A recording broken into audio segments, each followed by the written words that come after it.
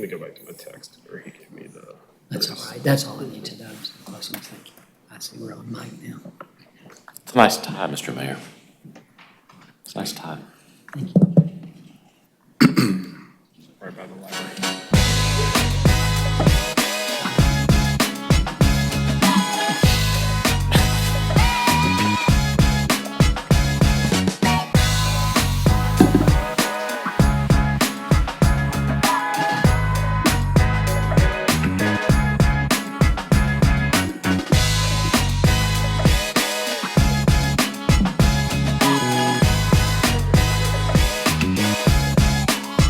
We know.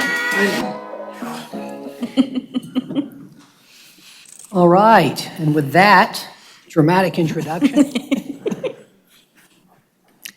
I'm going to call this meeting of the Durham City Council to order on October the 21st at 7 o'clock. And I certainly want to welcome everyone here tonight, and also all of those who might be at home watching our proceedings on television. And now I'd like to ask you if you would please join me in a moment of silent meditation.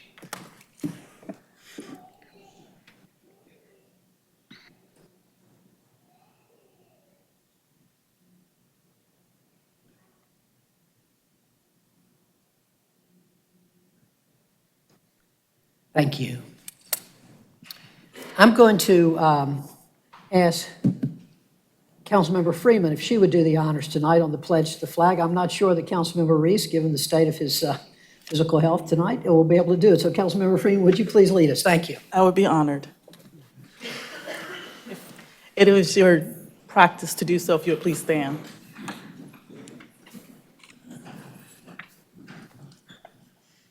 I pledge Allegiance to the flag of the United States of America and to the republic for which it stands, one nation, under God, indivisible, with liberty and justice for all.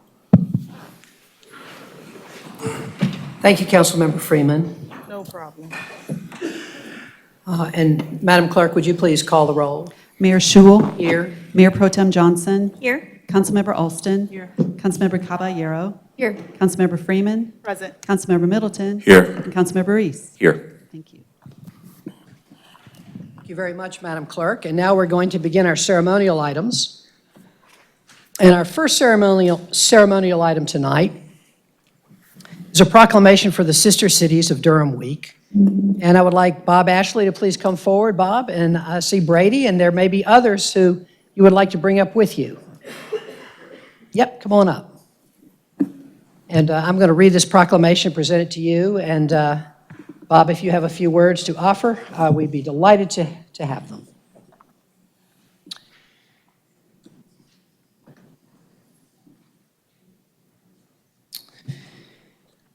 Whereas Sister Cities of Durham, Inc. is celebrating its 30th anniversary, being founded in 1989 with Sister Cities partners Durham, England, Kostroma, Russia, and Toyoma, Japan.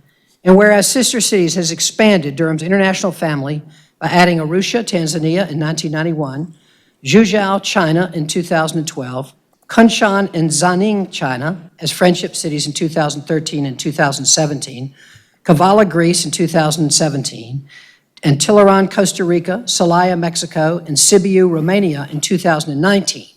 And whereas Sister Cities has a variety of exchange programs with our international partners in the areas of education, business, medicine, art, music, local government, and environment, which have provided many opportunities for citizens and organizations in Durham to enhance their international understanding and to develop friendships around the world.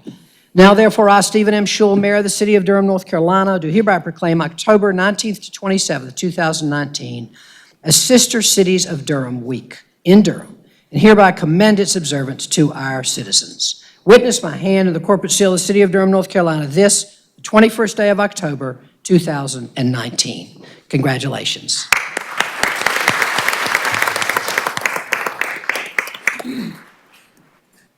Thank you, Mr. Mayor. On behalf of Sister Cities of Durham, I want to thank you for the proclamation. We're grateful to you, to all of the council members, and to the staff for the strong support for our mission in fostering grassroots citizen diplomacy. We are continually honored to showcase our diverse city to delegations from our sister cities abroad. And thank you very much for this proclamation and again, for your support. Take this with you, man. Thank you. It's been a great year for sister cities. We've added 3 sister cities, and as the proclamation says, and it's been a very great year, a lot of wonderful work on behalf of the folks that do that, and thank you so much. Second, we're going to have a recognition, a very special recognition, presented to Fire Captain Stephen Witt, Fire Driver Mario Herrera, Firefighter Todd Hoffman, and the folks from Jamie's Dream. If you all could please join me up here, that would be great. Come on up. I believe Natasha Murray is here from Jamie's Dream. Great.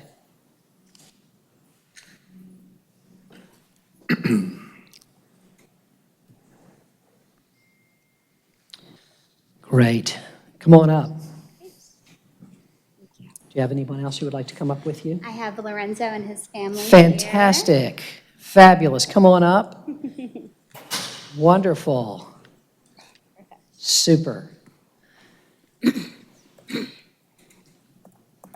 So we have a very special presentation tonight for our fire department. And I'm going to introduce Natasha Murray from Jamie's Dream, who's going to describe Jamie's Dream and the work that they've been doing.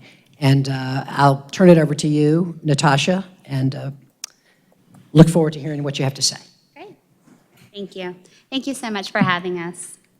My name is Natasha Murray. I represent Jamie's Dream Team. It's a nonprofit organization out of Pennsylvania. Jamie's Dream Team helps folks that have life-threatening disorders, disabilities, that really just need a helping hand.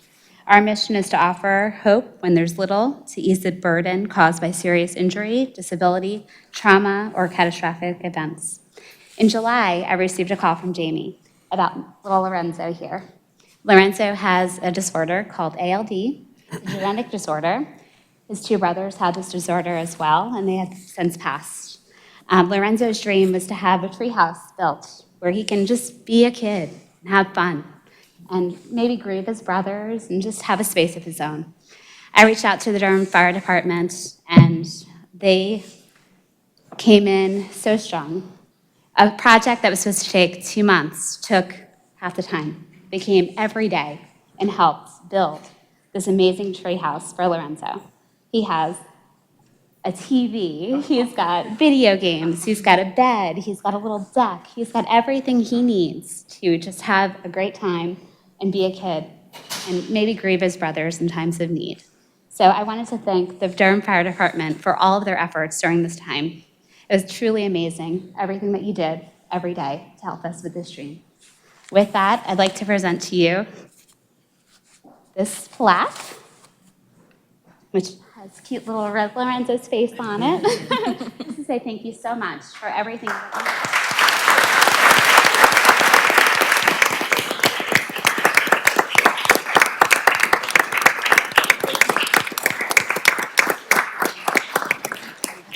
I think Chief Iannuzzi wants to get everybody's picture. Y'all stand up here with Lorenzo in front. Let's get that plaque out there. Why don't you hold it, There Lorenzo? you go. Why don't you hold it for us? Everybody ready? Smile, big smile. Thank you, Chief.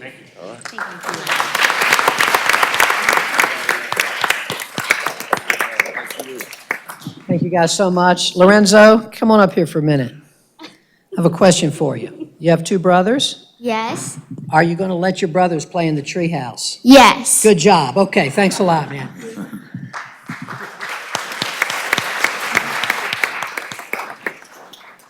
I'm going to also read the names of any other fire department staff who've participated in the project. If any of them are here, if you would please stand when I call your name.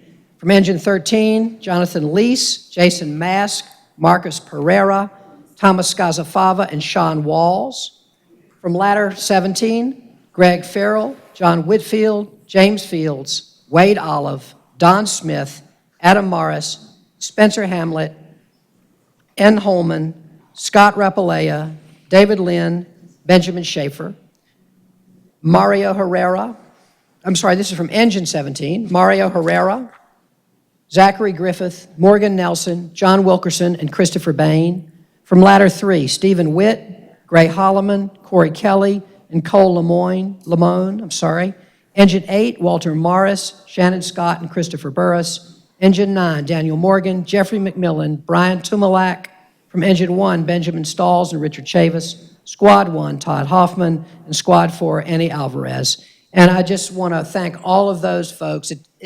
You can see how committed our fire department was to making this happen. And this is just a wonderful project. And again, congratulations to those fire department members who are here. We really appreciate you.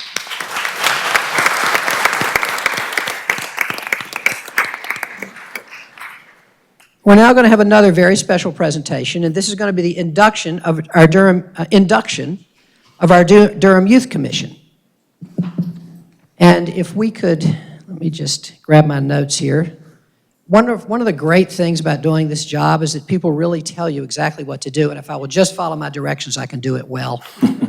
And I have here before me the information about how we're going to do the Durham Youth Commission induction tonight. We have a very special ceremonial item, and I always love this. This is always one of the most enjoyable ceremonial items that we have every year, was the induction of our 2019-2020 Durham Youth Commission. Since its inception in 2005, the Durham Youth Commission has been a place for young people to engage our local government through service learning and volunteerism and develop good civic leadership. Today, the Durham Youth Commission challenges Durham to go beyond the idea of young people as just recipients of programs and services and embrace a new partnership where young people are co-leaders, co-decision makers, and co-creators in our growth and development as a community. When youth are engaged and share power in the city's decision-making processes, everyone benefits.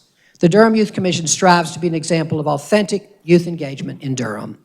It is the goal of the Commission to be a representative body of the diverse lived experiences of youth in Durham while continuing to acknowledge and amplify the voices of youth who are not currently represented. This year, we have 14 DYC members representing 8 high schools across Durham. The DYC will work with the Office on Youth to develop new platforms for young people to share their experiences and the issues that are important to them with elected officials and Durham decision makers. The DYC will also continue to build strong relationships with other youth groups across the city and state. So at this time, I'd like to invite DYC inductee Leslie Gonzalez to come to the microphone and share on behalf of the Durham Youth Commission. Leslie?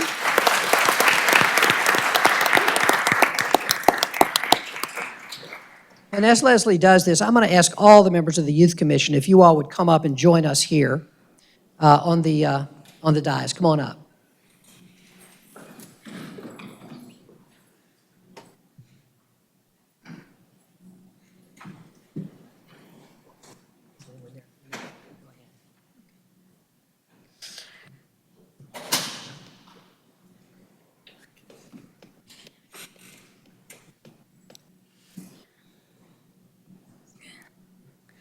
Hi, everybody, and hello, City Council members. My name is Leslie Gonzalez. I go to Northern High School, and I'm a senior. And the spoken word that I'll be sharing with you all today is called 15 Things You Should Know About Watching Your Neighborhood Become Gentrified. That's how it starts, too. So, 15 things you should know about watching your neighborhood become gentrified. Number 1.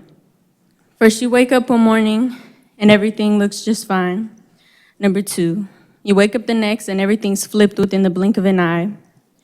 Number 3, one house starts to change, then that family goes bye-bye. Number 4, hire the right contractor because construction is gonna last a while. Number 5, more houses on the block seem to start getting bought. Number 6, even old folks from the east side get surprised. Number 7, the rich don't just drive by, but now they park their cars in the houses right beside, and I'm not playing because my neighbor drives a Tesla. Number 8, property taxes go up, now my folks' rent is so high. Number 9, affordable housing isn't affordable if my friend's mom needs 3 jobs just to survive. Number 10, you live in the east side and your car breaks down, now you don't got to drive. 11, at least there's not as many gunshots in the middle of the night or even in the summertime. 12, You're only 16, so they don't want to hear your cries. Supposedly, we don't know enough about this life. 13, we live around the crime. Man, our minds are already doing time. Y'all require us to go to school, but see, I taught myself how to rhyme. 14, watch as time flies by. Less and less cops will ride around at night because fear feeds their intuition to do what's right. 15, all the little things that coincide with the white man pushing our needs aside is all the more reason why you and I should fight. And that's just 15 things you should know about watching your neighborhood become gentrified. And if that isn't enough to show you why we gotta be tough, let me give you one more reason to really start. Have you ever heard those people who start yelling with pride like, hey, let's go Bull City, and they rep the 919? Well, let me tell you about these people who only rep Durham post-gentrified. They're just chasing clout, watch them follow the hype. They don't care about your city, and we're just not their type. Use your intuition to speak up, because it's not right. Let's not lose any more homes to the rich and the white. Thank you.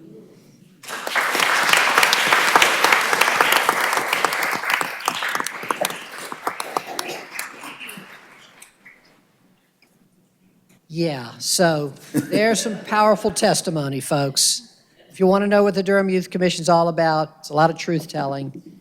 Very powerful testimony, Leslie. That was fabulous. Thank you. So I'm now going to ask, beginning with Leslie, if you all could each come here to the mic and just tell us your name, your school, your grade, and your term on the Durham Youth Commission. Can I have all of you all do that? Okay, Leslie, why don't you go first? So my name is Leslie. I'm a senior at Northern High School. This is my first term on the Durham Youth Commission, and we were all supposed to also come up with a word that defines us, and I think mine would be bold.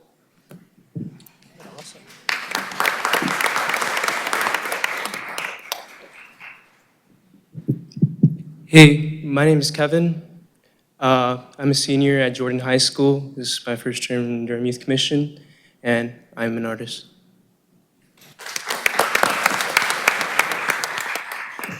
Hi, I'm Laura McDowell. This is my first term on the Durham Youth Commission. I am a sophomore at Carolina Friends, and my word is that I'm an activist.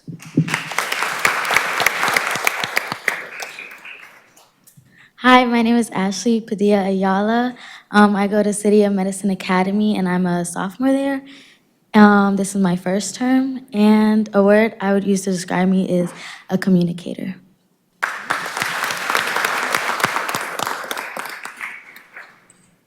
I'm Susanna King. I'm a junior at Durham School of the Arts, and this is my first term on the Durham Youth Commission, and I'm a listener.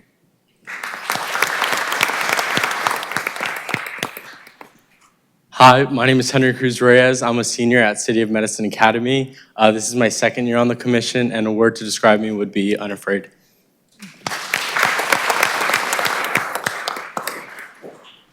Hi, my name is CJ. I'm a freshman. I go to DSA. This is my first term, and my word would be unique.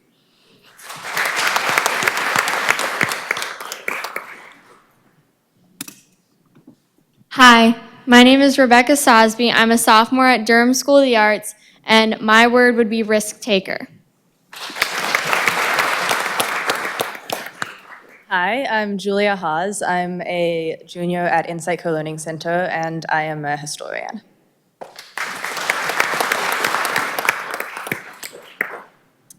Hello, my name is Asa Patterson. I am a sophomore at Durham School of the Arts. This is my first term in the DYC, and I'm a performing artist. Hi, my name is Anaga, and I'm a senior at Durham School of the Arts, and this is my second term, and a word that would describe me would be musician. Hello, my name is Fedora Para. I'm a junior at Insight Co-Learning Center. This is my first term in the Durham Youth Commission, and I am an innovator. Hello, my name is Helen. This is my first term on the commission. I go to J.D. Clement Early College. I'm a freshman, and my word to describe me is different.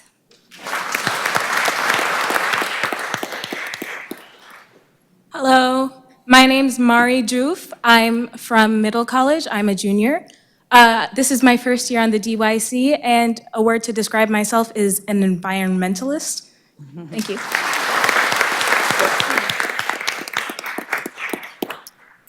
Well, we have an awesome, fabulous DYC group this year, and I'm going to ask my council colleagues if you all will join me down here, and let's all have our pictures taken so we can become famous one day from knowing these young people.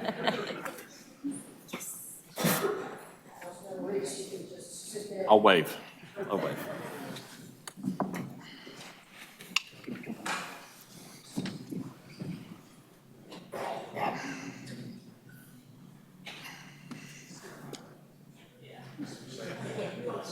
We have to do this thing when you turn sideways, everybody. Squeeze it in.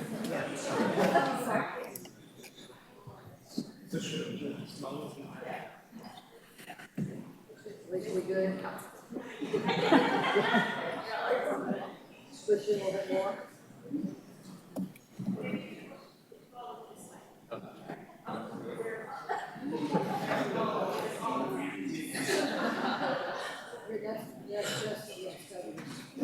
Young yes? How do we look?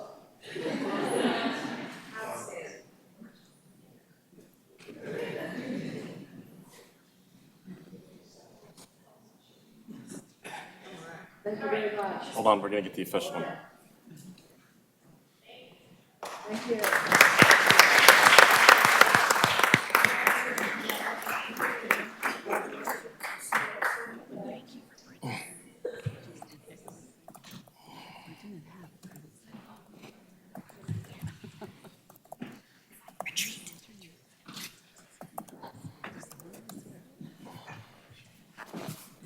All right. And we look forward to seeing a lot more of our youth commissioners this year. We have another proclamation tonight, an important proclamation for Mammography Awareness Day. And I'm going to ask Susan Sharpless for Alpha Zeta Omega Chapter and the president of Alpha Kappa Alpha Sorority to please come up, and anyone else that you might like to bring with you, Ms. Sharpless.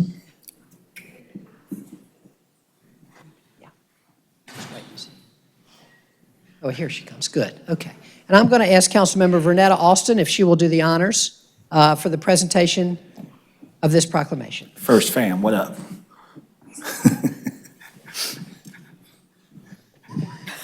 Whereas October is National Breast Cancer Awareness Month, which is dedicated to increasing public knowledge about the importance of early breast cancer detection.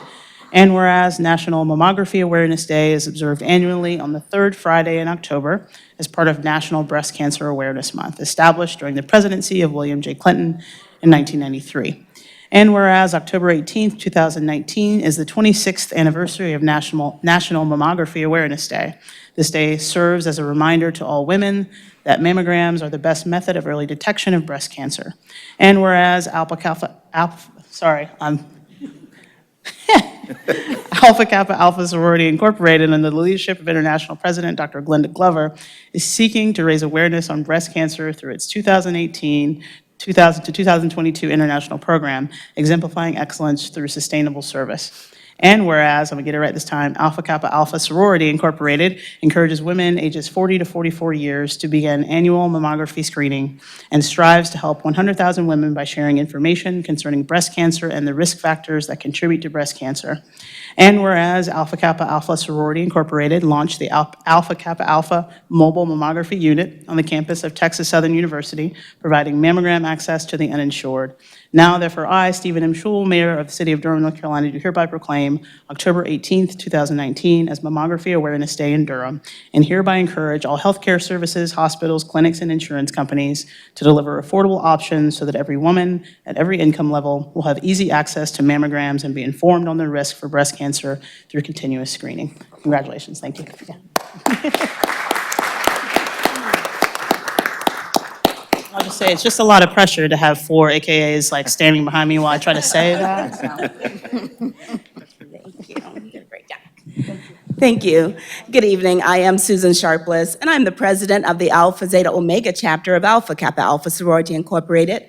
Since 1928, so for over 91 years, the chapter has been an integral part of the Durham community. My sisters and I are deeply gratified and appreciative of the Durham City Council proclaiming October 18th, 2019 as Mammography Awareness Day in Durham. By doing so, you honor and lend support to our sororities' efforts to highlight the importance of mammography screening to the early detection and treatment of breast cancer. Breast cancer is the most commonly diagnosed cancer among Black women. An estimated 34,000 new cases are expected to be diagnosed in 2019, and over 6,500 deaths from breast cancer are expected to occur among Black women this year. These statistics underscore how vitally important it is for women to begin annual screening mammography between the ages of 40 and 44. In addition to acknowledging Mammography Awareness Day every October during Breast Cancer Awareness Month, our sisterhood joins in other efforts focused on increasing awareness of breast cancer prevention, diagnosis, treatment, and funding research to find a cure for breast cancer. Some of the engagement activities this month include sharing information about the disease to educate our members and the community, encouraging members and friends to perform breast self-examination and schedule mammograms annually. We also salute our breast cancer survivors in our chapter and encourage them to share their stories on social media. And we sponsor and serve as hostesses at Lincoln Community Health Center's Breast Cancer Awareness Workshop. In addition, earlier this year, we participated in the Komen Walk for Cure here in the Triangle. Again, thank you for joining us and acknowledging Mammography Awareness Day this year and our ongoing efforts to combat breast cancer. At this time, we'd like to share a pink ribbon with each of the council members. Thank you. And we would ask that you wear it for the rest of the month of October in honor of Breast Cancer Awareness Month. Thank you so much, Ms. Sharpless, and to the members of the sorority for bringing us this very, very important awareness. And we just want to express our appreciation to you all for being here, so thank you.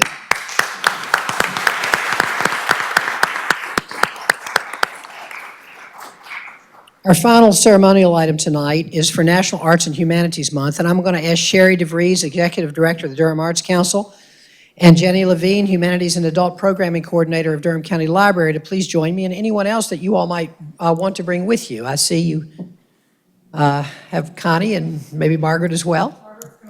All right, great, thank you. We're glad to have you all. And joining me for this proclamation will be Councilmember Caballero, who I believe is already here. Thank you all. Good evening. Thank you for being here with us. Whereas the arts and humanities enhance and enrich the lives of all Americans, positively affecting every aspect of life in America today, including the economy, social problem solving, job creation, education, creativity, and community livability. And whereas city and states, through their local and state art agencies representing thousands of cultural organizations, have celebrated the value and importance of culture in the lives of Americans and the health of thriving communities during National Arts and Humanities Month for several years. And whereas the humanities help diverse communities across the United States explore their history and culture with the support and partnership of the National Endowment for the Humanities, the 55 state and territorial humanities councils, libraries, local educational and cultural institutions. And whereas the arts and culture industry also strengthens our economy by generating $166.3 billion in total economic activity annually, $26 billion in government revenue, and by supporting the full-time equivalent of 5 million jobs. And whereas the United States Conference of Mayors has actively participated in National Arts and Humanities Month since 1984, and whereas the nation's 95,000 nonprofit arts organizations, the National Endowment for the Arts, the National Endowment for the Humanities, the nation's 4,500 local arts agencies, the Arts and Humanities Council of the 50 states, and the 6 U.S. jurisdictions have regularly issued official proclamations on an annual basis designating October as National Arts and Humanities Month. Now therefore, I, Stephen M. Schewel, Mayor of the City of Durham, North Carolina, do hereby proclaim October 2019 as National Arts and Humanities Month in Durham, and hereby urge all citizens to take special note of this observance and to celebrate arts and culture in our community. Witness my hand and the corporate seal of the City of Durham, North Carolina, this 21st day of October 2019.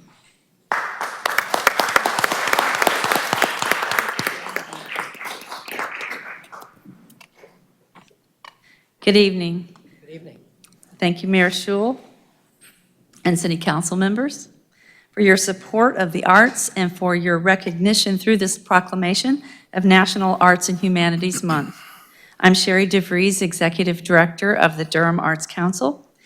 As a special remembrance of Arts and Humanities Month, we are pleased to provide each of you with a CD from several very talented local musicians who have been recognized and supported in the Durham Arts Council Emerging Artist Program, including Al Strong, Annalise Stalls, Michael Grigoni, and Rissy Palmer.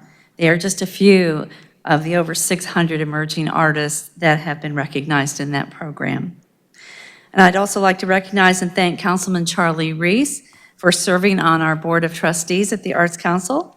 And I'm also pleased to thank and introduce the Board President of the Durham Arts Council, Dr. Constanza Gomez-Joins, who is also Executive Director of the Center for the Global Learner at Durham Technical Community College. Thank you, Sherry. Good evening. Good evening. Durham is home to nationally and internationally celebrated arts organizations and artists that express the vibrant personality and cultural traditions of Durham. The arts are helping to make Durham a highly desirable and livable city for businesses and residents. And the nonprofit art sector in Durham also generates $154 million in annual economic activity. For 65 years, the Durham Arts Council has supported and developed the arts, showcasing and nurturing the creative talent in this community.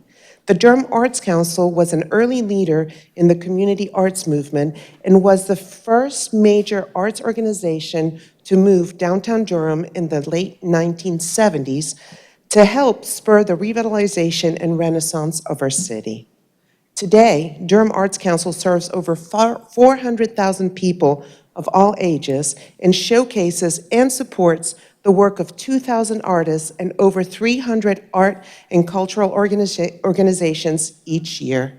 Last year, the Durham Arts Council provided $1.34 million in direct cash support to the arts sector through grants, arts commissions, and over 1,200 jobs.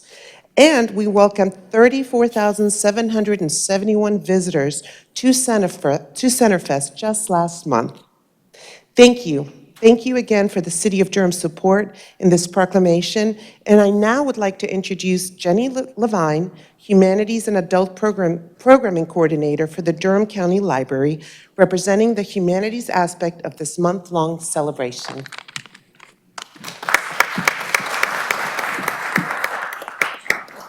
Thank you, Connie. At the Durham County Library, we work to present humanities programming that appeals to those in our community who are interested in exploring art, history, film, literature, dance, philosophy, and ethics. In FY19, we hosted a total of over 6,000 programs and had over 145,000 attendees. We want to connect the community to challenging topics, relevant in partnership with the Durham Library Foundation about Durham's rich history, such as Home Movie Day, and popular presenters, such as the family-friendly drag show, the Reader's Party, and presentations from our friends at the Nasher Museum, Playmakers Repertory Company, and the American Dance Festival, and many others. Also, the Durham Arts Council and Hayti Heritage Center have provided us amazing location support while Main Library has been under construction. On behalf of the Durham County Library, I thank you for this excellent honor for the arts and humanities.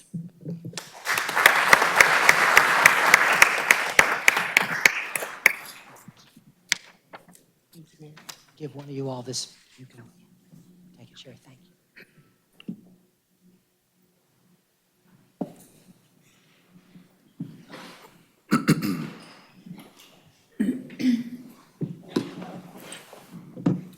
All right, that concludes our ceremonial items. We had some great ones tonight. And I'm going to proceed with announcements by members of the council. Can I ask if any of my colleagues have any announcements at this point? Councilmember Middleton. Thank you, Mr. Mayor. Mr. Mayor, I want to just express deep condolences and sorrow over the tragedy that struck over our skies on yesterday evening. A small plane on approach to RDU, as we all know, crashed and 2 lives were lost. RDU, of course, is our gateway to the world, our cultural gateway, our economic gateway, and we certainly want to commend all of the incredible work that first responders did and RDU staff did in working through the night to recover, to find the wreckage and recover the lost souls from last night. So I just want to go on record commending those that worked diligently. It was a multi-agency response, magnificent work across lines, city lines and agency lines, and I want to go on the record acknowledging their valiant efforts and send our condolences and prayers to the Partridge family. Thank you, Mr. Mayor. Thank you very much, Council Member, for that important statement of empathy and concern. Any other council members, any other announcements? Mayor Pro Tem. Thank you, Mr. Mayor. Just wanted to take the opportunity to remind folks that early voting for the 2019 municipal election is open now. There are 4 early voting sites that you can find on the Durham County Board of Elections website. And early voting will be open until November 1st. That's a Friday, so there will not be early voting on the weekend before the general election, which will happen on November 5th. Just want to encourage everybody to get out and vote. Thank you. Thank you very much, Mayor Pro Tem. Any other announcements? Just a special note that this will be the cycle where on Election Day, November the 5th, that buses will be free. Thank you. Yes, there will be free bus service from the city of Durham on Election Day. Thank you for that important reminder. I also have one announcement. I believe for the 8th year, maybe the 9th, I'm a little bit unclear, but I have, sort of by accident, many years ago, I challenged, as when I first got on the city council, city employees to a race. Since that time, this has, let's just say, mushroomed and is now part of the city's health and wellness plan. Now it is called Run with the Mayor, although I don't know if you can call what I do exactly running anymore. But we had a wonderful, wonderful run with the mayor on Saturday. We had 64 of our employees participated, 10 spouses and friends, 10 children of our employees. We have a 5-mile run, and then other people run and walk and ride their bikes and go as far as they want. It was a fabulous day, and of course the weather was amazing. I did get to wear bib number 1869 to recognize the 150th birthday, not of me, I just want to be clear about that, but of the city of Durham, and we're very proud of that anniversary. I want to list the people that beat me in the race, okay? That's the tradition. I'm going to read their names.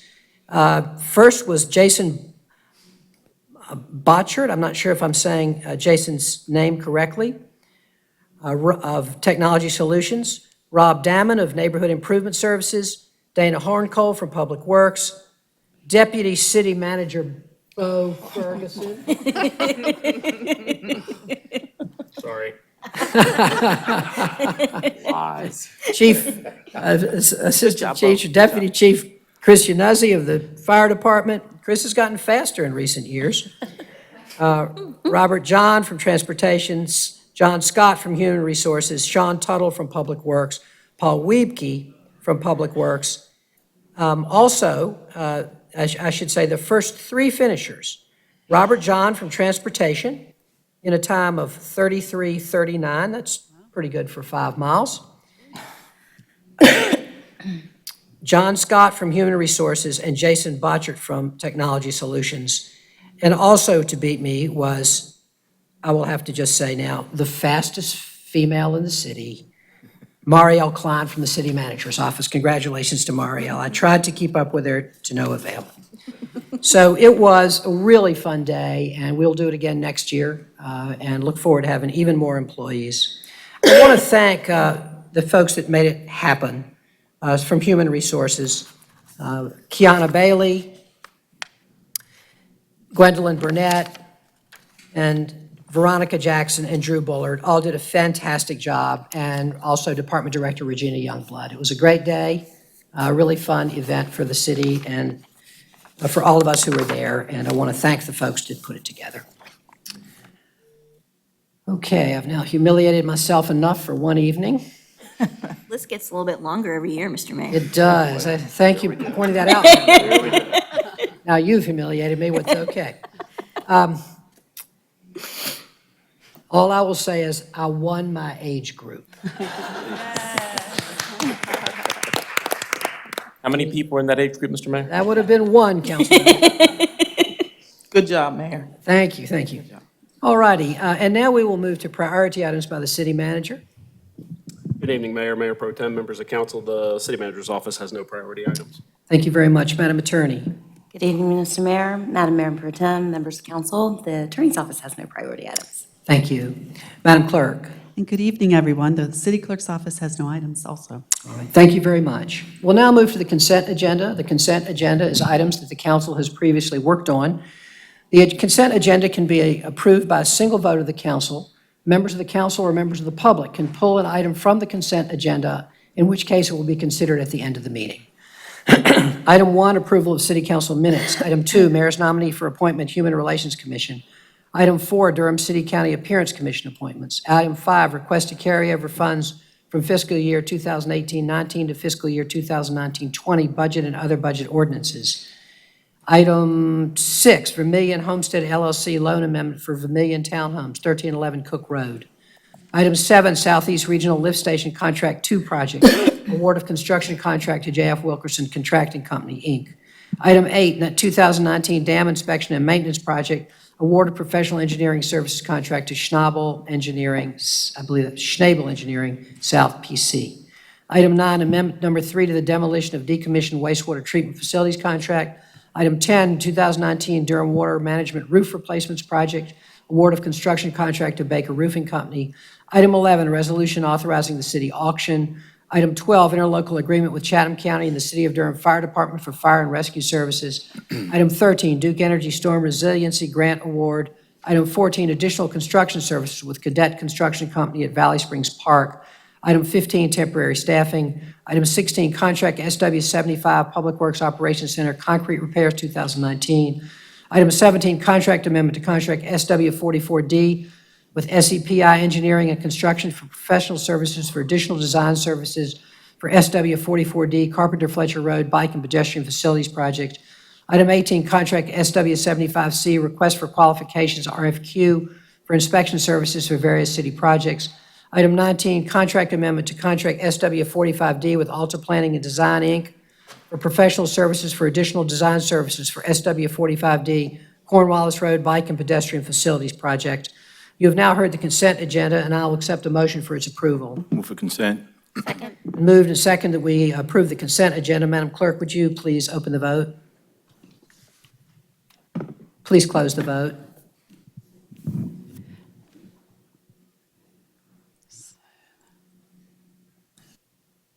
And the motion passes 7-0. Thank you so much. We'll now move to the general business agenda, public hearings, and begin with item 22, Consolidated Annexation High Fox. And first, we will hear our report from staff. Good evening. I'm Emily Struthers with the Planning Department. I would like to state for the record that all Planning Department hearing items have been advertised and noticed in accordance with state and local law, and affidavits of all notices are on file in the Planning Department. I will now present the High Fox Consolidated Annexation case. Requests for utility extension, voluntary annexation, and initial zoning map change have been received from Sean Gorman for 1.878 acres of land located at 1106 and 1107 High Fox Drive. The area is presently zoned residential rural and Falls Jordan Watershed Protection Overlay District B. Staff recommends an exact translation of this zoning district. Should the council act favorably, approval of the annexation petition and zoning would become effective on December 31st, 2019. City and council operational departments such as solid waste, fire, police, and EMS have reviewed this request and have not identified any significant negative service delivery costs or impacts. The Public Works and Water Management departments performed the utility impact analysis for the 2 utility extension agreements tied to this rezoning and determined that the existing City of Durham water and sanitary sewer mains have capacity to serve the project. The Budget and Management Service Department performed a fiscal impact analysis which determined that the proposed annexation will become revenue positive upon annexation. Staff determines that these requests are consistent with the comprehensive plan and applicable policies and ordinances. 3 motions are required for this application. The first is to adopt an ordinance annexing the property and entering into 2 utility extension agreements. The second is for the consistency statement, and the third is to adopt the zoning ordinance. Staff is available for any questions. Thank you very much, Ms. Struthers. You all have heard the report from staff, and I'm now going to declare this public hearing open. And I'm going to ask if there are any questions for Ms. Struthers by members of the council. Hearing none, I'm going to now ask if there are members of the public who would like to speak to this item. I have no one who has signed up to speak to this item. This is a public hearing. Is there anyone who would like to speak to this item? Yes, please come forward. Evening. Give us your name and address. Sean Gorman, 5011 South Park Drive, here in Mr. Durham. Gorman, are you speaking in favor of this item? I'm speaking in favor. I just want to let it be known that I'm here for any questions. Thank you very much. I would appreciate if, after the item is over, if you would please go to the clerk's desk and fill out a yellow card. That would be great. Thank you. All righty. Are there any questions for Mr. Moorman by members of the council? Is there anyone else who would like to speak on this item? This is a public hearing. Is there anyone who would like to speak on this item? If not, I'm going to declare this public hearing closed, and the matter is back before the council. We will need 3 motions to approve this. First would be the adoption of the ordinance annexing High Fox into the city of Durham. So moved. The motion has been made that we adopt the ordinance annexing High Fox. Is there a second? Second. It's been moved and seconded. Madam Clerk, will you please open the vote? Please close the vote. The motion passes 7-0. Thank you. The second motion required will be to adopt a consistency statement as required by NCGS 160A383. So moved. Second. Madam Clerk, will you please open the vote? Please close the vote. The motion passes 7-0. Thank you. And third will be the motion to adopt an ordinance amending the UDO. So moved. Second. It's been moved and seconded. Madam Clerk, will you please open the vote? Please close the vote. The motion passes 7-0. Thank you very much. Thank you, Mr. Moorman. We'll now move, and thank you, Ms. Struthers. We'll now move to item 23, Brodie Duke Warehouse partial repeal of landmark designation. And I'm going to ask for the report from staff. Welcome, Ms. Rosenberg. Good evening. I'm Carla Rosenberg with the Planning Department, and I'm here to present case LD 19-00001, which is a request for a partial repeal of landmark designation for the Brodie Duke Warehouse.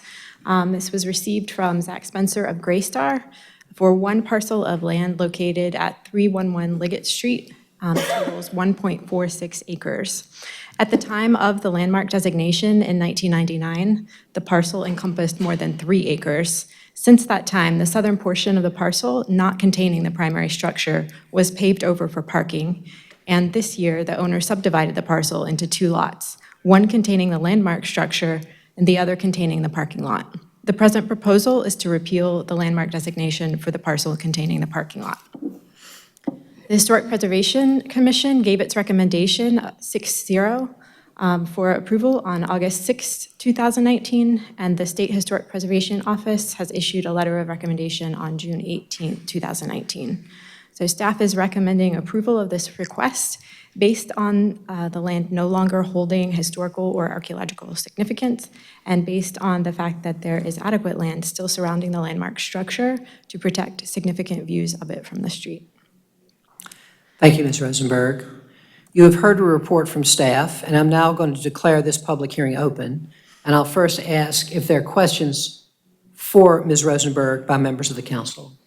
Councilmember Freeman. I just wanted to clarify, what would be the land use designation for this lot if it were removed? It's, I believe it's DD.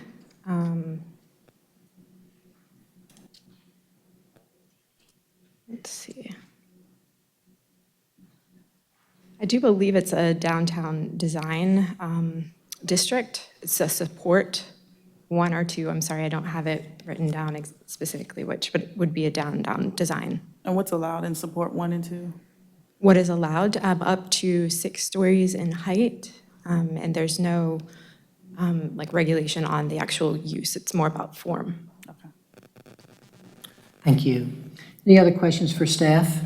Ms. Rosenberg, just to confirm the memo, if we were to do this, the tax break that the applicant has previously received on this property would be recovered. Is that correct? They would be The preceding 3 years. Preceding 3 years. That would be just over $27,000. Okay, so the tax, and they've been receiving the tax break for how long? They've been receiving it since 1999. Well, the parcel, whoever has owned the parcel Right. since that date. Not necessarily this owner, but. Correct. Okay, I'm not sure about the ownership history.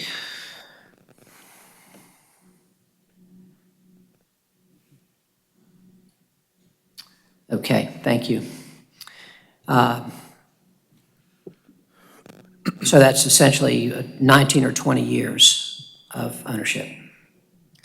19 or 20 years of, yes. Tax break. Whoever owned it, yes, of tax break. Yeah, thank you.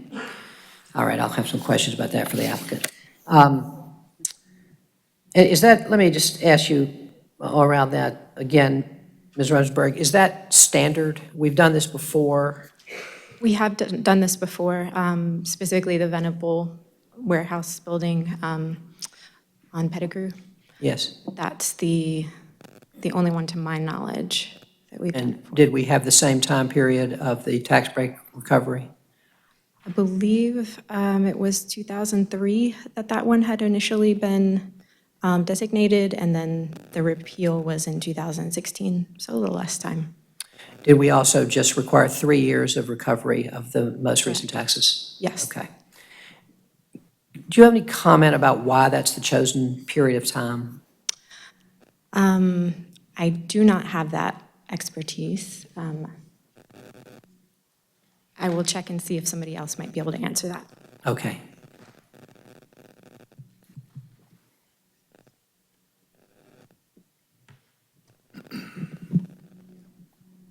Good evening, Mr. Mayor, members of council, Pat Young with Planning Department.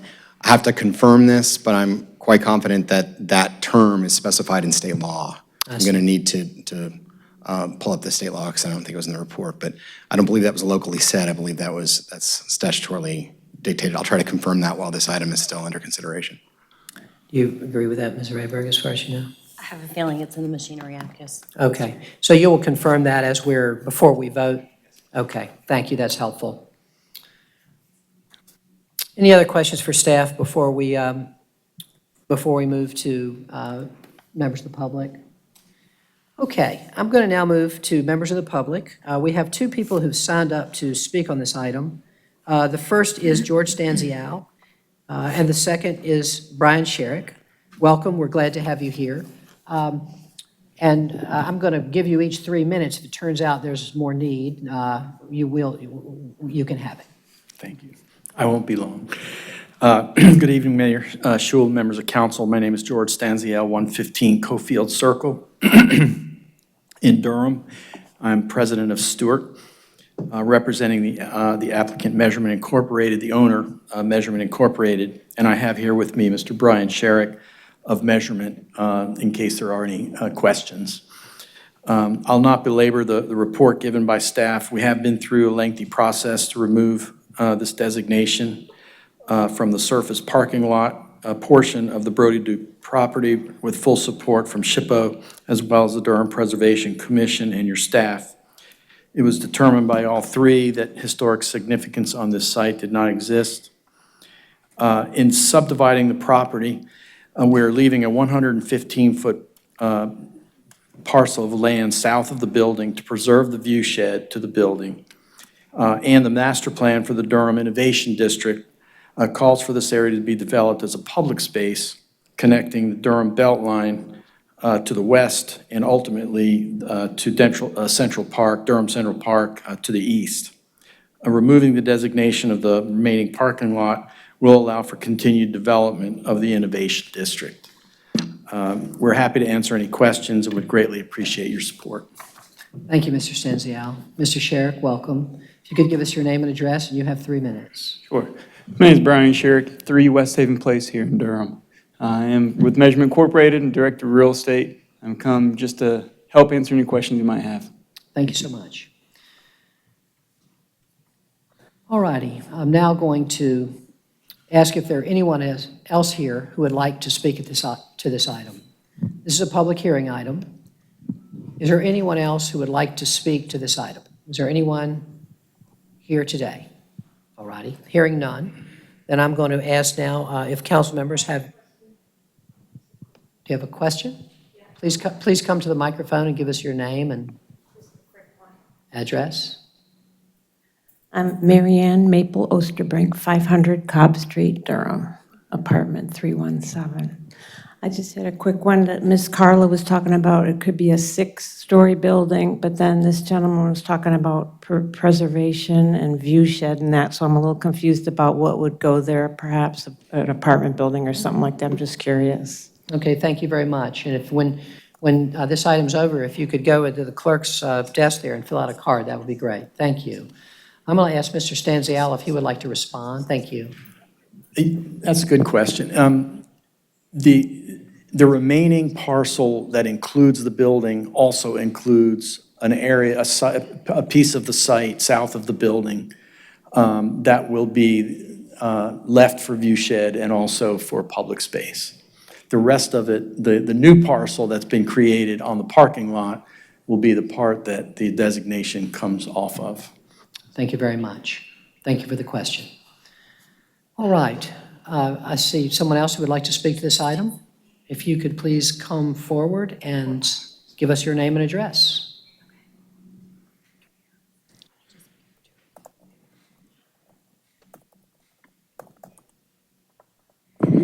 Hello, my name is Katie Rose Levin. I'm at 4110 Cobblestone Place. Thank you.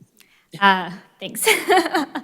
I was just wondering, this is a parcel that is in a downtown area. It's very fully and comprehensively developed, and this particular place has a pretty good series of large street trees. There's also large trees within the parking lot itself, but as you're walking around that location, it's one of the few places that does provide shade to some of these really hot areas.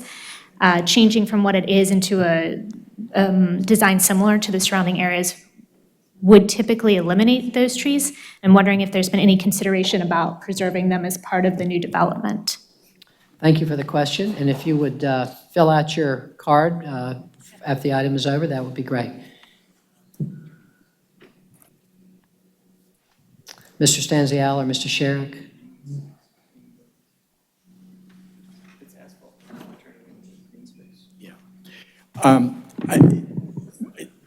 It's hard to say really at this point because a new development hasn't been really designed, but any new development that would go there would be required to provide street trees in accordance with the ordinances.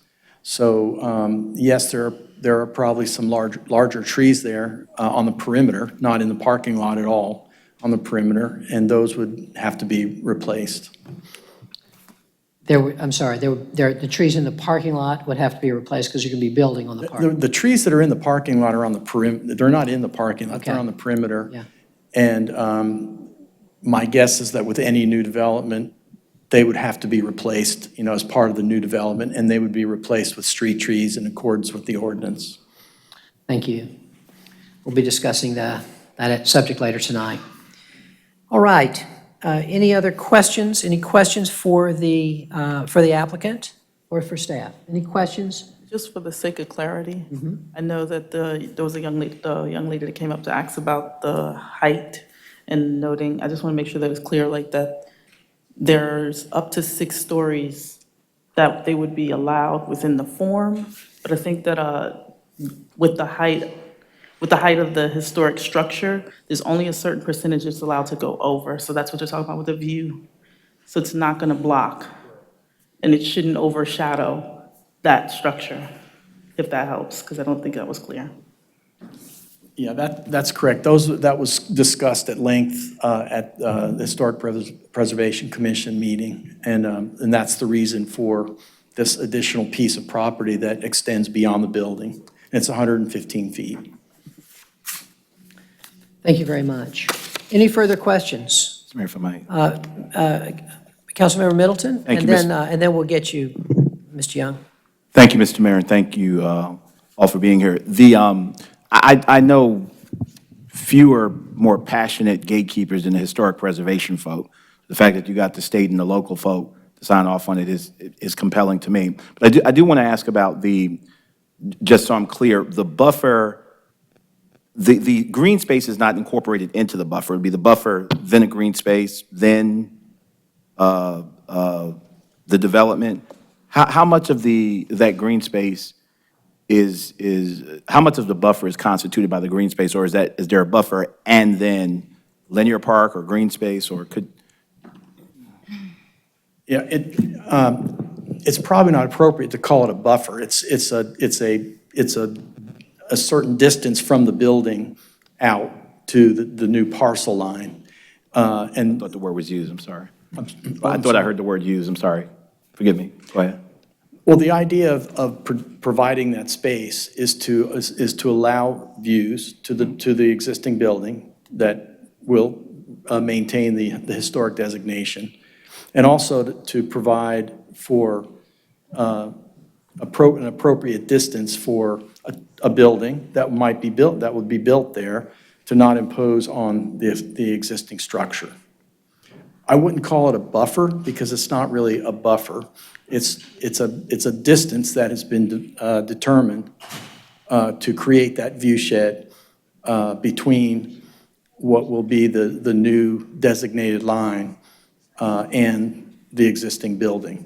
So I understand the purpose of the unimpeded sight line. My question is, you mentioned the green space, the park green space.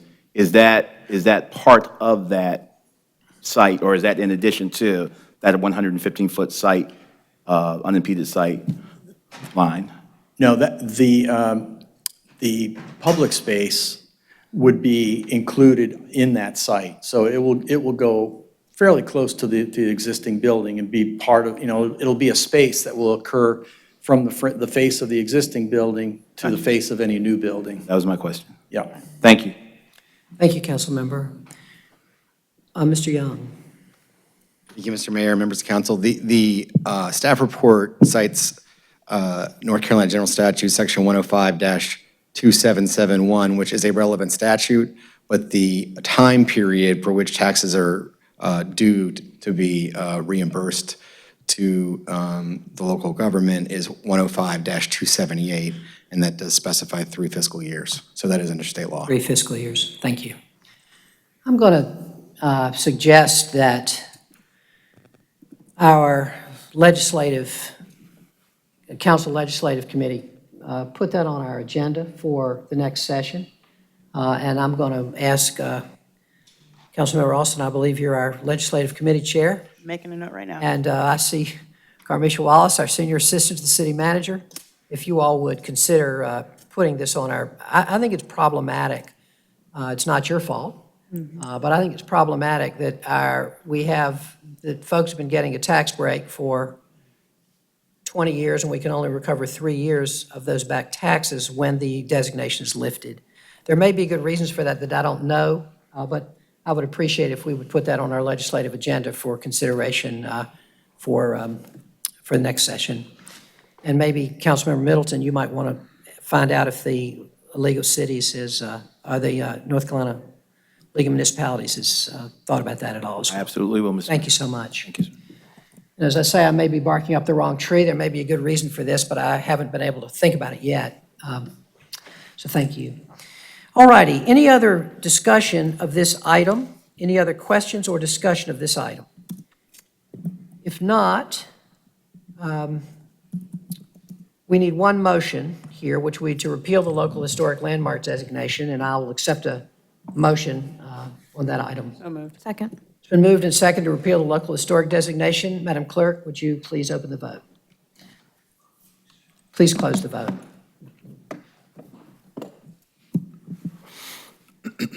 Motion passes 7-0. Thank you. Let me just also say, I think I forgot to say, and I want to declare this public hearing closed. I want to declare this public hearing closed, and now we took a vote, okay? Thank you so much. Sorry about that. We'll now move to item 24, And this is the Unified Development Ordinance Text Amendment, Tree Coverage and Landscaping Revisions. And we'll now hear a report from staff. Good evening. I'm Scott Whiteman with the Planning Department. Good evening. Text Amendment TC 1805 is a series of changes to the Unified Development Ordinance intended to increase the preservation of existing trees and to minimize the effects of mass grading. Some of the key provisions in this UDO amendment include increasing the instances where natural project boundary buffers are required and incentivizing the use of natural rather than planted buffers in other circumstances. Increase buffer width requirements in the suburban tier along rights-of-way and when mass grading is used in residential developments. Change tree coverage requirements in the suburban tier to require preservation of existing trees and only allow replacement planting when there are not enough existing trees on the site to meet the requirement. Increase tree coverage requirements for all uses in the urban tier and require one additional tree planting on every residential lot at the time of construction. In addition to these changes, the Planning Department, in conjunction with the General Services and Public Works Departments, has committed to working with Trees Durham to develop a pilot program for new streets in the suburban tier in which street trees would be required in the right-of-way. This will be brought to Council as a separate UDO amendment in the near future. Staff recommends approval. The Planning Commission recommended approval by a vote of 10-1 at their February meeting. With that, I'd be happy to answer any questions. Thank you so much. We've now heard the report from staff, and I'm going to declare this public hearing open, and I'm going to first ask, are there any questions for staff by members of the council? Just one. In the hiring of the arborists to review the landscaping plans, will there be any review around maintaining or addressing maintenance that may not have occurred on trees and I want to say like all of the like the planting that's invading and crawling across the sidewalks and So let's say that the arborist to review plans would only be affecting new developments where new trees are proposed. I'll say one of the reasons why we're recommending that we do a pilot program for new streets is because creating a street section which is wide enough so that the trees can fit in the right-of-way and can survive in the right-of-way and there's not conflicts with all the utilities underneath is critical for the health of the trees and for the future maintenance costs for the city.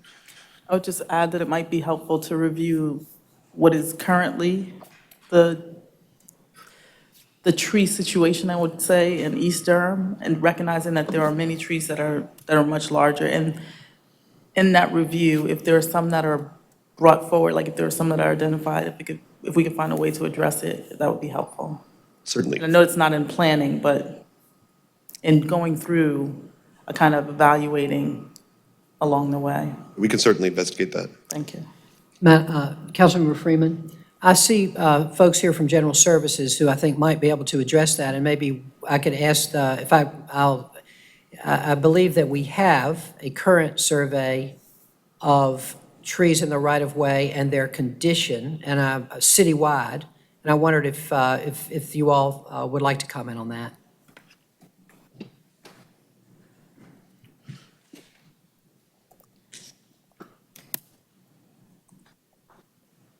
Kevin Lilly, Department of General Services.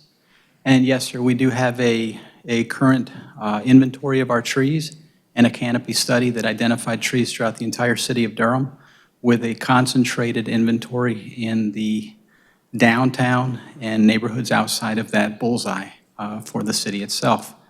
We are actively managing the trees in East Durham as well as throughout the rest of the city. Some of the issues that Councilman Freeman has addressed are being looked at right now with a tree removal contract and a stump grinding contract that will also take care of the trees that are infiltrating the sidewalks and causing issues for egress. Is removal the only option? In some cases, yes. We have worked with Public Works. Ed Venable was key in developing a plan that looked at floating sidewalks, sand over top of the existing base, and concrete over top of that to preserve root systems.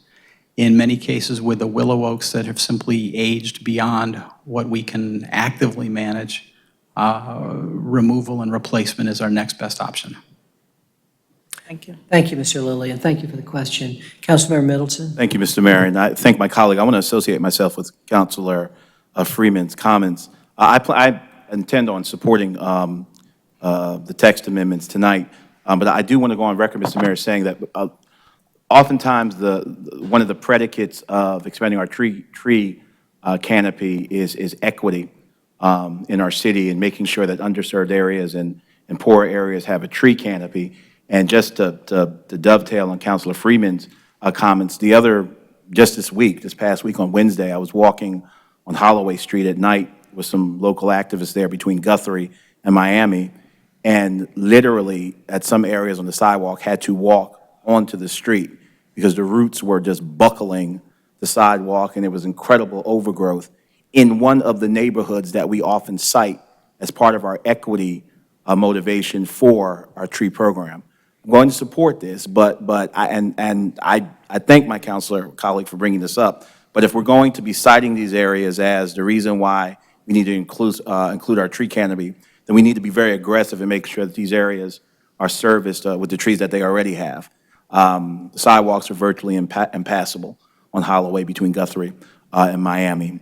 So while I'm excited about these text amendments, I would be very much interested in our timeline and our plan of attack on the trees that are already impacting these neighborhoods that we cite as part of our equity concerns.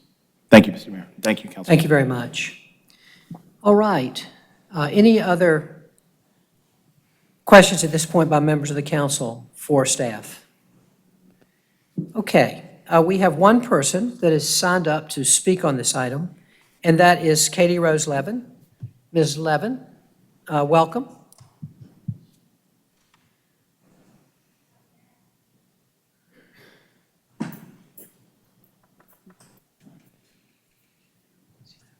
Ms. Levin, welcome. You have 3 minutes. Thank you. Hello again. Katie Rose Levin, 4110 Cobblestone Place.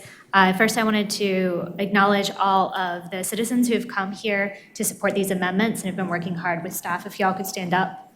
And we have more coming, but last time we were last, we didn't talk until 10:30, so appreciate coming early. First off, I really want to thank the council, Mayor Pro Tem for their work in supporting this and asking staff to bring it back for a second round of revisions, so thank you very much. I also want to thank staff. We've been working very closely with all of planning, with Kevin and Gina in their office, as well as others, to come up with something that is a very good step forward. So we do want this round to be supported and then go for the next step, which will include preservation in commercial spaces as well as a street tree plan. I want to talk a little bit about some of the issues that we're experiencing now. When the trees were originally planted, we planted Great Danes in kind of apartment spaces. So they're breaking stuff. They're getting in conflicted with power lines. They're breaking sidewalks. And one of the things that we're hoping to do with planning is to create a streetscape where we're putting small trees where there are small spaces and big trees where there are big spaces. So that will not only make it easier for maintenance, but it'll prevent walking issues, and it will make things safer for people who are walking and people who are biking. So that is part of the street plan that we look forward to seeing and developed through the planning department. The second is the preservation piece. We need both forests and trees, just like we're working to balance and take care of folks who are here and folks who are coming. We need to be really deliberate about preserving the forests that are here, as well as appropriately planting the trees that are coming, right? Forests do a lot for us. We've had a lot of flooding because of the rains. Forests help prevent flooding. The more forests we remove, the more flooding we're going to experience. And you see that particularly in areas that are downstream or low-lying. The forests are like sponges that absorb the water. As we get more development and we lose more forests, we're going to have more flooding. So that's one reason to preserve our trees. The other, and the reason why there's some urgency to get this done, is that you can't replant a forest effectively. You can only replant trees. So we really are trying to keep all the benefits of the forest while we have them, and then when the comprehensive plan comes, we can do something comprehensively. So holding on to what we got until we decide what we're going to do with it is the idea here. So we are available to help support with any questions, and we just want to say thank you very much, and we hope you support this, but ask for, give a clear deadline for the next steps. Thank you very much, Ms. Levin. Are there any other people here now who, if you all are going to come in, please come in and take a seat, and don't hold a sign in front of anyone else. If you're going to be in the room, please come take a seat, and please don't hold a sign up in front of anyone else's view. Come on in.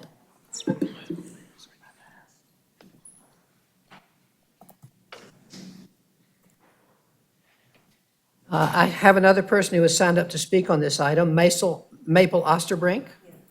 Ms. Osterbrink, welcome. You have 3 minutes. Oh, okay.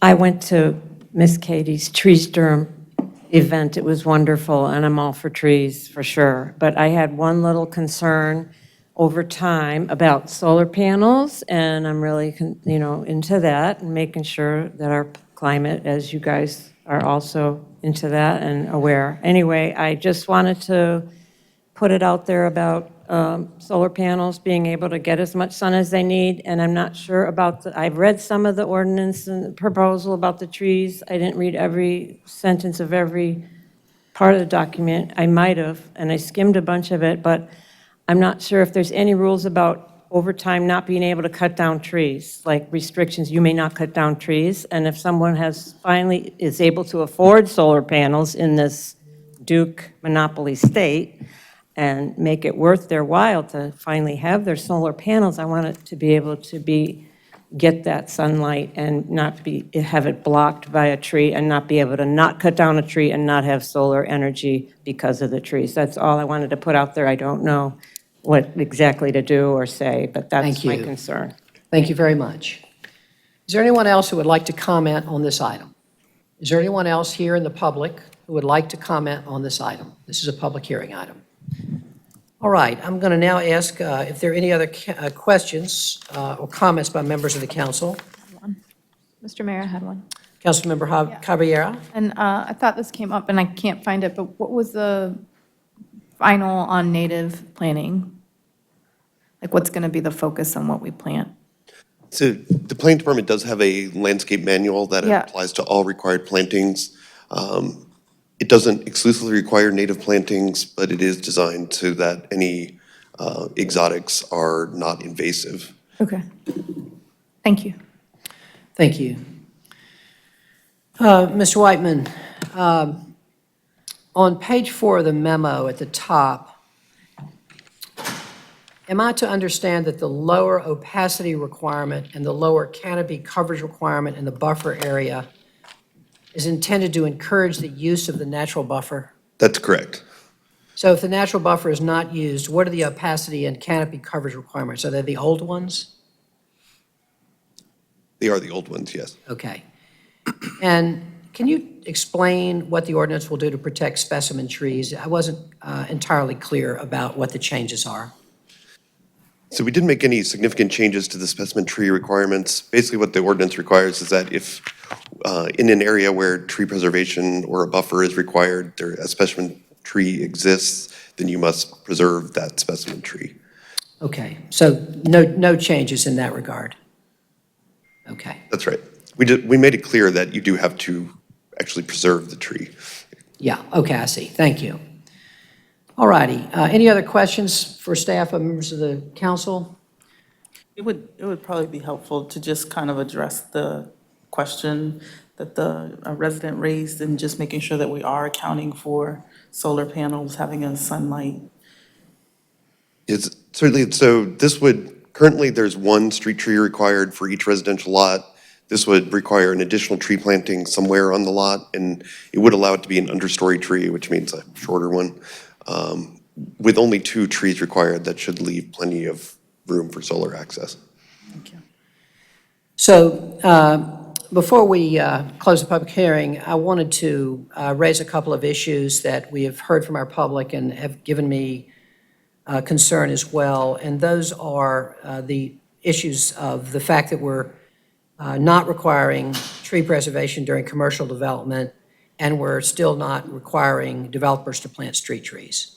And I'm wondering where we are on the thinking around that, and what is the department's plan for moving forward on considering those things, if there is such a plan? So the commercial development does require tree preservation. It's just less than residential development at the moment and is not required preservation. And along with requiring the street trees be in the right-of-way, those will be in the, we can and will address those in the subsequent text amendment that we'll be bringing you sometime in the near future, probably by next summer. So, just to be clear, will the street trees be addressed in the text amendment? And will there also be commercial tree preservation in commercial development also in that same text amendment? There definitely will be now. Okay. I like that. Okay, great. Thank you very much. Mr. Young, did you want to comment further? Wanted to just elaborate slightly and clarify what Mr. Whiteman said, which is of course correct, but the text amendment that comes to you will allow us to do a pilot, to do a cross-section that will allow street trees in with, not conflict with utilities, sidewalks, and other built infrastructure components. Deploying street trees citywide is definitely an aspirational goal that we as a department have, and I think the city and many of our residents have, but deploying it citywide is definitely going to be a resource issue in terms of a new level of commitment to maintenance. There's also liability issues that go along with that. So we want to study that further before it goes community-wide. So I don't want to set expectations unduly high. We definitely want to get towards that outcome. We share that. We've worked very closely with the advocates for about 2 years on what's before you tonight. But before we want to do get the pilot authorized in law, do the pilot, and then go from there. Let you all assess the impacts, particularly the fiscal impacts, if that makes sense. Thank you. We will look forward to that, it sounds like approximately next summer, so sort of 6 to 7 months from now, roughly. Great. And I just want to say that I think this is very important. I continue to think that the preservation of our tree canopy and the equitable distribution of trees in our city continues to be, I believe, a very high priority. And what you presented tonight is a really big step forward. And I want to thank the staff. I also want to thank the folks from Trees Durham and others who have worked so hard on this. This is a big step forward, and I think that we're going to be well served by the text amendments tonight. But I do still think we have some work to do in terms of preservation of trees during commercial development, as well as how we're going to handle street trees. And I look forward to your usual thoughtful consideration of those issues. So thank you so much. And again, thank you to the folks who are here tonight and who have been such good advocates on this. This is an important quality of life issue for us. Don't clap, we haven't passed it yet. If I All might right. add, Mr. Mayor. Other comments? Councilmember Freeman. Just a side note that we might want to have some of this conversation on our legislative agenda as well, because I noticed that mass grading is at 4 acres, and I was wondering if maybe we could look at how we might be able to have some impact in making sure that there's more natural grading that occurs in large developments that are over 4 acres. Thank you. We will put that on our agenda for consideration. Thank you. Okay. So we've got 2 agenda items for our legislative agenda tonight. All right. I'm going to now ask if there are any other questions or comments by members of the council. If not, I have this public hearing closed and the matter is back before the council. And to pass this, we will need 2 motions. The first to adopt the appropriate consistency statement. Move to adopt. It's been moved and seconded we adopt the consistency statement. Madam Clerk, please open the vote. Please close the vote. The motion passes 7-0. Second. The second motion is to adopt an ordinance amending the Unified Development Ordinance. So moved. It's been moved and seconded with the adopt the ordinance amending the UDO. Madam Clerk, please open the vote. Please close the vote. And the motion passes 7-0. Thank you so much. All righty, and thank you all for those who came tonight. And now, not on our agenda, but I've, at the request of some of our employees, I have agreed to let 2 employees of Parks and Rec speak tonight, and if they would please come forward over here to my right, that would be great. And I'll just let you all know that Charlie Reese is standing up because he's got an injury. And so if he's walking around, just know he's trying to be here to listen to you. Okay, each of you all has 3 minutes. Welcome. And if you could come, whoever wants to go first, please come up. State your name and address. We're glad to have you here, and you have 3 minutes. Good evening. My name is Kelly McLean, and I'm a recreation specialist with the City of Durham. I've held this position for about 3 years full-time, and previous to that, I worked with the city over 13 years part-time with various programming. I've also been a Durham Public Schools educator for 13 years, working with special needs individuals ages 5 to 22 years of age. I come from a long line of educators in my family, and I take great pride and responsibility in educating the youth that I impact every day. I'm here this evening because there is a great need for a fair grievance policy with the City of Durham employees. I personally have been affected by it not being a policy, by being wrongfully evaluated and disciplined without a fair say with my management team as well as with HR. Things keep getting turned back over to the department, and from there, a constant hostile work environment has been created. A heavier workload for myself compared to my other coworkers has been placed on me, as well as things that are not being asked of others. This has created a very, very stressful environment for me, as well as previous employees that we have had and actually lost due to this type of management style. And with this management style, we have had a eroding of employees that have left within the past 2 years, at least 11 full-time staff members. The management style has basically retaliated anytime someone had a complaint or was coming to speak with management for concern. I'm here because this has caused sleepless nights, several doctor's appointments for myself. Others is causing insomnia, nightmares, and to go speak to therapists for the type of retaliation that we are dealing with on a daily basis. And we're asking that this type of behavior be looked into by the Human Rights Commission and the Workers' Rights Commission to come in and do a thorough investigation and hear the complaints of the current employees and the previous who love doing their job working with children of various ages. And that's what I come to speak to you about this evening.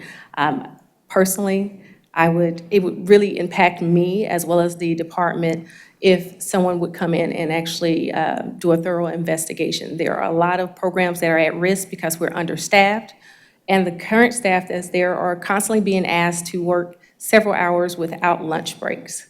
So I see that's about my time, so I wanted to say thank you, Ms. you, and I hope this is taken into consideration. Thank you for being here. Hi. Could you give us your name and address? And you also have 3 minutes. Good evening. My name is Chandler Musson. I am of 155 Sandtrap Lane in Pilot Mountain, but I am a former recreation specialist with Durham Parks and Recreation. I was in the school aged care unit.